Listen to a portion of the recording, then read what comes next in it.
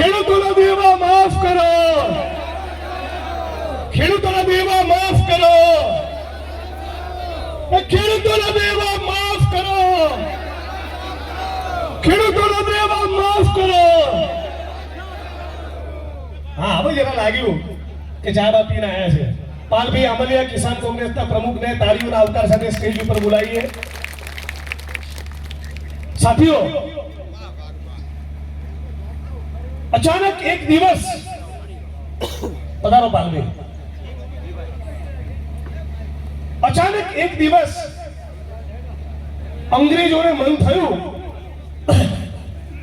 અને દેશ આઝાદ કરી દીધો. એવું તો છે નહીં, એવું છે? અચાનક એક દિવસ અંગ્રેજોને મન થયું અને જાઓ આ દેશ આઝાદ. એવું તો બન્યું નથી. આ ભારત ભૂમિને અંગ્રેજોની ચુંગાલમાંથી મુક્ત કરાવવા માટે આ દેશના પહેલા શિક્ષણ મંત્રી મૌલાના આઝાદ 9.5 વર્ષ જેલમાં રહ્યા. ગાંધીજી સરદાર વલ્લભભાઈ પટેલ જેલના કારાવાસમાં રહ્યા. પંડિત જવાહરલાલ નહેરુ 11.5 વર્ષ જેલમાં રહ્યા. 23 વર્ષની ઉંમરે ભગતસિંહ, સુખદેવ, રાજગુરુ, રામપ્રસાદ બિસ્મિલ, અશફાકુલ્લા ખાન, ચંદ્રશેખર આઝાદ આવા અનેક ક્રાંતિકારીઓએ પોતાના બલિદાનો આપ્યા. છાતી પર ગોળી ખાધી, પીઠ ઉપર દંડા ખાધા, કાળા પાણીની સજા ભોગવી અંદમાનના ટાપુ પર. એ ટાપુ પર જઈને જેલની ચક્કી પીસી સ્વતંત્રતાના સેનાનીઓએ, આ દેશના ખેડૂતોએ, શ્રમજીવીઓએ, ભારતની સામાન્ય જનતાએ અને કોંગ્રેસ પાર્ટીના જાબાજ સિપાહીઓએ ત્યારે ભારત ભૂમિ આઝાદ થઈ છે અંગ્રેજોની ચુંગાલમાંથી. મતલબ કે આ દેશ બન્યો છે સ્વતંત્રતાના આંદોલનમાં છાતી પર અને પીઠ પર દંડાને ગોળી ખાધા ત્યારે. આ દેશ આઝાદ થયો છે કાળા પાણીની સજા ભોગવી ત્યારે. આ દેશ આઝાદ થયો છે ગાંધીજી, પંડિત જવાહરલાલ નહેરુ, મૌલાના આઝાદ, સરદાર વલ્લભભાઈ પટેલ અનેક લોકોએ જેલની યાત્રાઓ ભોગવી ત્યારે. અને ભગતસિંહ, સુખદેવ, રાજગુરુએ 23, 24, 25 વર્ષની ઉંમરે બલિદાન આપ્યા ત્યારે. આ બલિદાનોના પગલે તૈયાર થયેલી આ ભારત ભૂમિને વંદન કરું છું, પ્રણામ કરું છું. આ બલિદાનોના પગલે દેશ આઝાદ થયો. ડોક્ટર ભીમરાવ બાબા સાહેબ આંબેડકરની કલમે લખાયેલું આધુનિક દુનિયાનું શ્રેષ્ઠ બંધારણ ભારતનું સંવિધાન આપણને મળ્યું. અને સંવિધાનમાં મળ્યો વોટ કરવાનો અધિકાર. આ મંચ ઉપર ઉપસ્થિત તુલસીભાઈનો પણ એક વોટ અને મુકેશ અંબાણીનો પણ એક વોટ. ગૌતમ અદાણીના ગજવામાં ગમે તેટલા રૂપિયા હોય, ગમે તેટલા પૂંજીપતિઓ દેશને લૂંટતા હોય, પણ ભીમાના કોઈ ઠાકોરનો વોટ પણ એક અને ગૌતમ અદાણીનો પણ વોટ એક. આ તાકાત કોઈ આપી હોય તો ડોક્ટર બાબા સાહેબ આંબેડકરના બંધારણ આપી.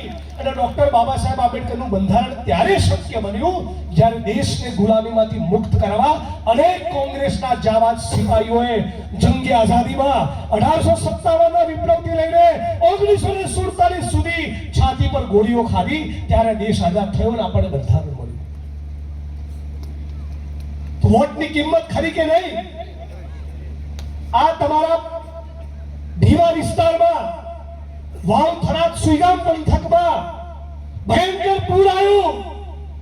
સત્તાધારી પાર્ટીના માણસો એ વિડીયો ને કેમેરા લઈને ખાલી 2 દિવસ ફોટો પડાવવા માટે આવ્યા. અને તમે બધા સાક્ષી છો. આખું બનાસકાંઠા, ઉત્તર ગુજરાત સાક્ષી છે. અને મને ગૌરવ છે કે કોંગ્રેસનો એક સિપાહી એ ગામે ગામ ફરતો હતો અને પીડિતોની મદદ કરતો હતો અને ખેડૂતોના આંસુ લૂછતો હતો.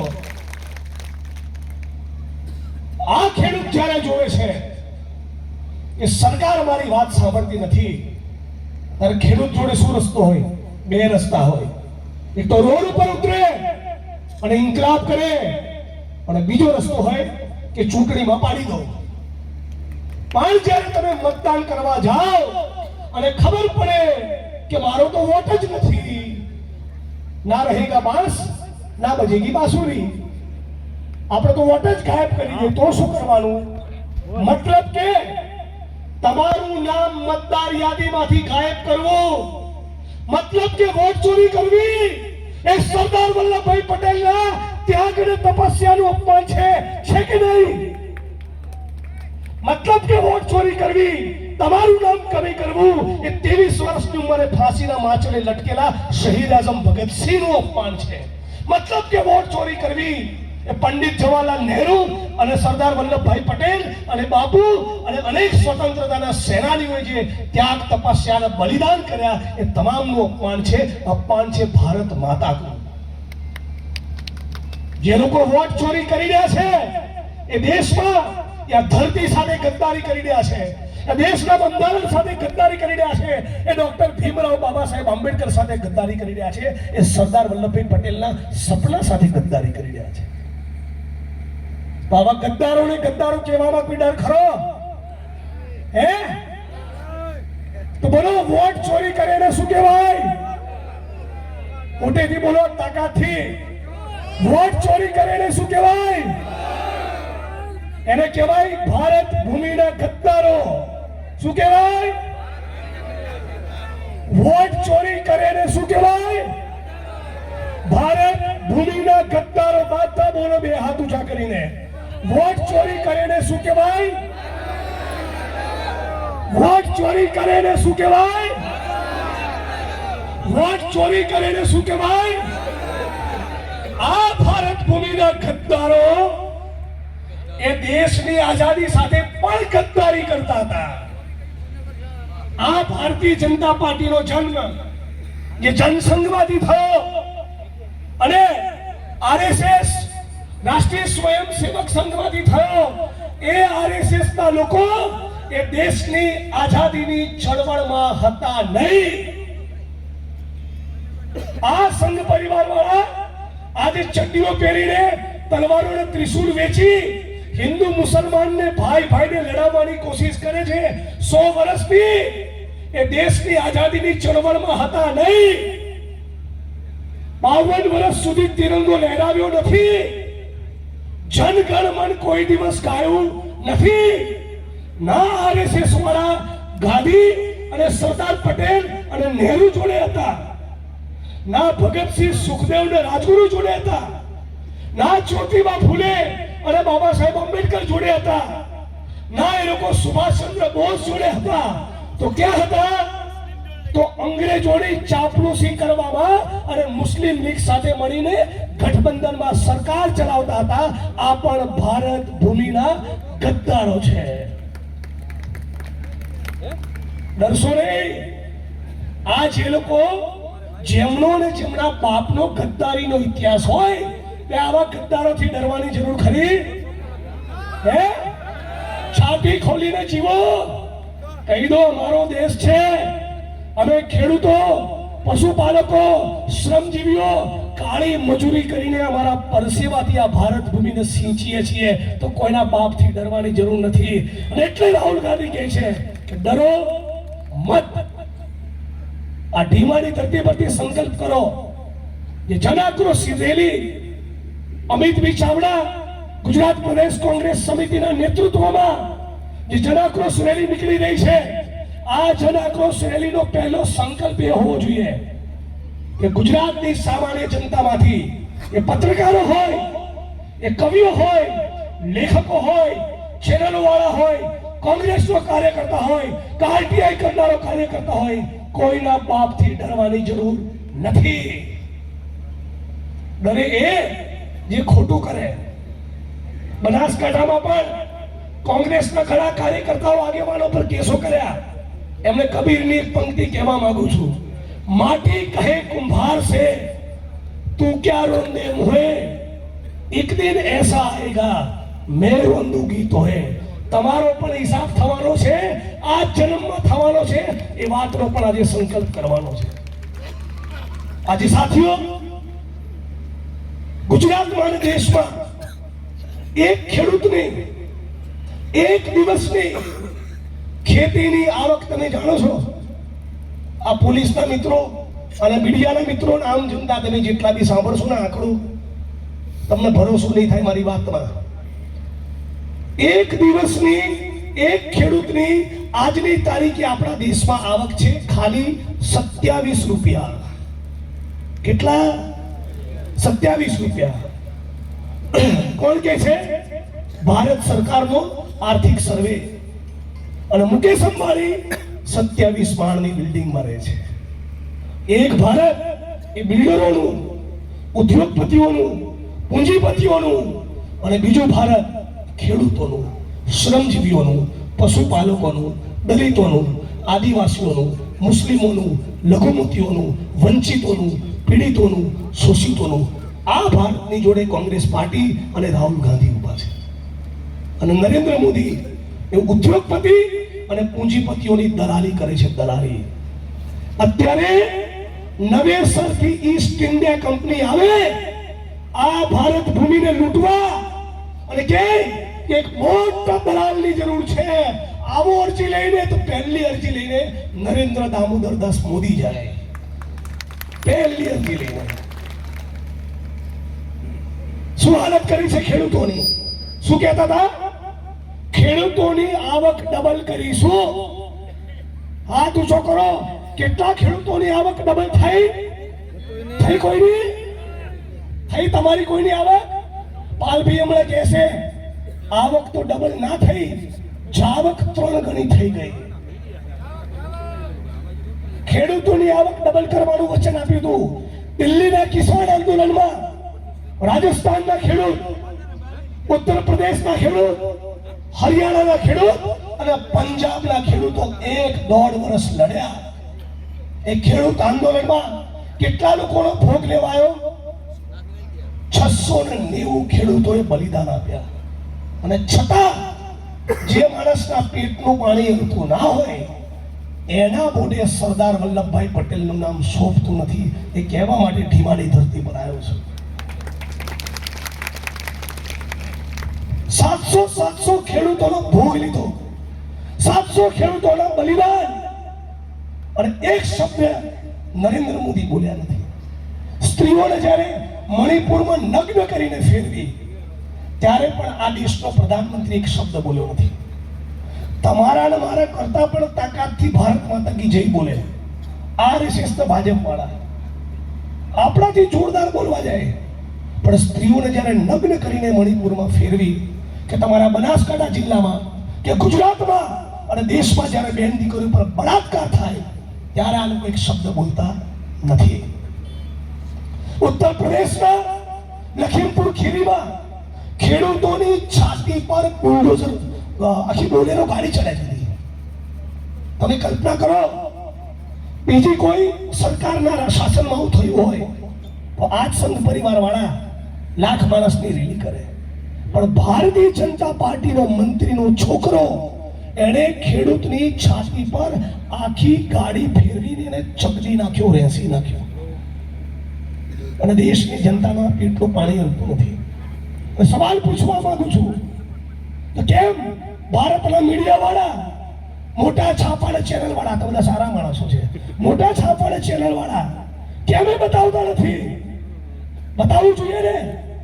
સવાલ પૂછવો જોઈએ નરેન્દ્ર મોદીને કે ગુજરાતમાં કમોસમી વરસાદ, લીલો દુકાળ, ખેડૂતો સાફ થઈ ગયા. સાફ 5 ખેડૂતોએ આપણા ગુજરાતમાં આપઘાત કરવો પડ્યો અને હજી સુધી ખેડૂતોના દેવા માફ કરવાની કોઈ વાત નથી.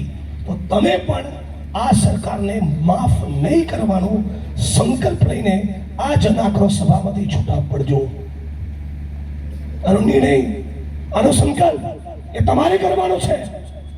ઉદ્યોગપતિઓના, અદાણી અંબાણીના દેવા માફ થાય, કોર્પોરેટ કંપનીઓના દેવા માફ થાય તો ખેડૂતોના કેમ નહીં થાય? કે ના થાય?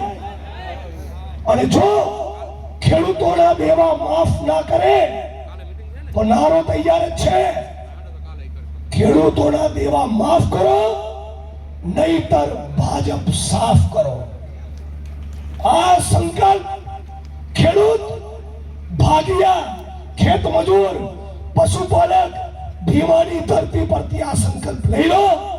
આ સંકલ્પ સાથે બેચરાજીની સભા સુધી નહીં, આખા ગુજરાતમાં 18,000 ગામમાં એક કોંગ્રેસનો સિપાહી એ ખેડૂતોના દેવા માફીની લડત લડવાનો છે. એ વાતનો કોંગ્રેસ પાર્ટીએ સંકલ્પ કરેલો છે. આજે બનાસકાંઠામાં આટલા વર્ષો દરમિયાન હું 8 વર્ષની ધારાસભ્ય છું. તમે મને કહો કેટલા લોકોને સરકારી નોકરી મળી? કેટલા લોકોને સરકારી નોકરી મળી? સરકારી નોકરીઓ બંધ, સરકારી સ્કૂલો બંધ. કેટલી સરકારી સ્કૂલ બંધ કરી 10 વર્ષમાં જાણો છો? 90,000 સરકારી સ્કૂલ બંધ કરી. બોલો બધા કેટલી? છેલ્લી લાઈન સુધી અવાજ આવવો જોઈએ. આ સરકારે કેટલી સરકારી સ્કૂલો બંધ કરી? 90,000. એક સ્કૂલના 200 વિદ્યાર્થી ગણો, 1.5 થી 2 કરોડ વિદ્યાર્થીઓ ભણતા બંધ થઈ ગયા આ દેશમાં. જાણો છો કેમ? ક્રિકેટનો કોન્ટ્રાક્ટ આપવાનો અમિત શાહના છોકરાને અને તમારા દીકરાઓનું ભણતર બંધ કરીને તમને મોકલવાના કડિયા નાખે. આ પ્રોગ્રામ ચાલી રહ્યો છે. 400 રૂપિયાનો ગેસનો સિલિન્ડર આજે 1100-1200 રૂપિયા થયા. પેટ્રોલ મોંઘું, ડીઝલ મોંઘું, તેલનો ડબ્બો મોંઘો, ગેસનો બાટલો મોંઘો, દવાખાનાના બિલ મોંઘા, શિક્ષણ મોંઘું, ભાડા મોંઘા. અને છતાં આ દેશમાં ભારતીય જનતા પાર્ટીને ઉઘાડી પાડવા માટે કોઈ મોટી ચેનલ વાળા ડિબેટ કરતા નથી. ટીવીમાં શું બતાવે છે કે કોંગ્રેસનું કઈ નહીં થાય, કોંગ્રેસને બદનામ કરવાનું કામ કરે છે. આ છે કે નહીં આટલા કોંગ્રેસ વાળા? છે કે નહીં? હમણાં કોંગ્રેસ પાર્ટીએ 1100 કિલોમીટરની ખેડૂતોના દેવા માફ કરવા આ પાલભાઈના નેતૃત્વમાં સૌરાષ્ટ્રમાં યાત્રા કરી. અને છતાં સૌરાષ્ટ્રમાં ટીવીમાં શું આવશે? કોંગ્રેસ વાળા ક્યાં છે? આવું કરે છે કે નહીં કરતા? તો ટીવી વાળાને પણ ઓળખવાની જરૂર છે.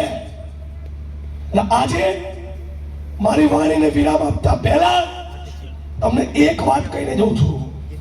જો તમારા બનાસકાંઠા જિલ્લામાં, જો આપણા બનાસકાંઠા જિલ્લામાં અને ગુજરાતમાં ખેડૂતોના દેવા માફ ના કરે તો આપણે બધાએ 100 વોટ તોડવાનો આજે સંકલ્પ લઈને છૂટા પડવાનું છે. અને દલિત સમાજમાં છેલ્લે એક વાત કહેતો જવું છે ને, દલિત સમાજના ભાઈઓ આવ્યો છે ને, જરા હાથ ઊંચો કરો.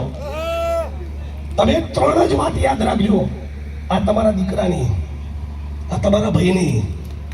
અડધી રાત્રે આવીને ભોળવું છું ને, અડધી રાત્રે આવીને ભોળવું છું ને. બોટાદ હોય, ભાવનગર, અમરેલી, જુનાગઢ, સૌરાષ્ટ્ર, કોઈ ખોરો બાકી રાખ્યો લડવા માટે. 3 વાક્યો યાદ રાખજો. RSS, ભાજપ અને નરેન્દ્ર મોદી એ સૌથી વધારે કોઈ નેતાને નફરત કરતા હોય એ ડોક્ટર ભીમરાવ બાબા સાહેબ આંબેડકર છે. RSS, ભાજપ અને નરેન્દ્ર મોદી સૌથી વધારે કોઈ પુસ્તકને નફરત કરતા હોય તો દેશનું બંધારણ છે. અને RSS, ભાજપ અને નરેન્દ્ર મોદી સૌથી વધારે કોઈ નીતિને, કોઈ યોજનાને નફરત કરતા હોય તો OBC, આદિવાસી અને દલિતોને મળનારી અનામત છે. આ અનામત વિરોધી છે, આ સંવિધાન વિરોધી છે, આ આંબેડકર વિરોધી છે. આમનો તંબુ ઉખાડીને ફેંકવો એ જ તમારા જીવનનો સંકલ્પ હોવો જોઈએ. આમની સામે છેલ્લા શ્વાસ સુધી લડવું એ જ ગુજરાતના OBC, આદિવાસી અને દલિત સમાજનો, ખેડૂતો, પશુપાલકો, શ્રમજીવીઓ, મહિલાઓ અને બેરોજગાર યુવાનોનો સંકલ્પ હોવો જોઈએ. હું આશા રાખું છું આ જન આક્રોશ રેલી અહીંથી નીકળે પછી તમે તમારા ગામમાં, તમારા મોહલ્લામાં લોકોને જગાડવાનું કામ કરશો, લોકોને યાદ અપાવશો કે આ દેશ બલિદાનથી તૈયાર થયેલો છે. આ દેશમાં ડૉક્ટર બાબા સાહેબ આંબેડકરનું બંધારણ આજે પણ છે. આ દેશ તમારો અને મારો છે. ફક્ત આરએસએસ ભાજપવાળા અને પૂંજીપતિ ઉદ્યોગપતિઓનો નથી. આવો સાથે મળીએ, એક નવું ગુજરાત બનાવીએ, એક નવું ભારત બનાવીએ. શહીદ આઝમ ભગતસિંહ, સરદાર વલ્લભભાઈ પટેલ અને ડૉક્ટર બાબા સાહેબ આંબેડકરના સપનાનું ભારત બનાવીએ. આટલું કહીને મારી વાણીને વિરામ આપું છું.